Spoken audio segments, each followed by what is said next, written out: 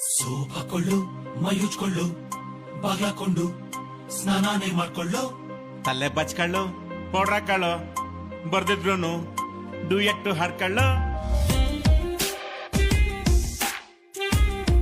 ಏನು ಹರ್ಷ, ಇವತ್ತೇನ್ ಫುಲ್ ಮಿಂಚಿಂಗ್ ಅಲ್ಲಪ್ಪ. ಅಣ್ಣ ಇವತ್ತು ವ್ಯಾಲೆಂಟೈನ್ಸ್ ಡೇ ಅಲ್ವೇನಣ್ಣ, ನಮ್ಮ ಹುಡುಗಿನ ಮೀಟ್ ಮಾಡಕ್ ಹೋಗ್ತಾ ಇದೀನಿ. ಲೇ ಮಗ, ಪ್ರೀತಿ ಪ್ರೇಮ ಎಲ್ಲ ಕೆಲ್ಸಕ್ ಬರಲ್ಲ ಕಣೋ. ಆ ಹುಡುಗಿ ಇವತ್ ನಿನ್ ಜೊತೆ ಇದ್ದಾಳೆ, ಮುಂದೊಂದಿನ ಸಿಚುವೇಶನ್ ತಕ್ಕಂತೆ ಮನಸ್ಸು ಬದಲಾಯಿಸಿ ಬೇರೆ ಸೆಟ್ಲ್ ಆಗಿರೋನ ಮದುವೆ ಮಾಡ್ಕೊಂಡು ಹೋಗ್ತಾಳೆ.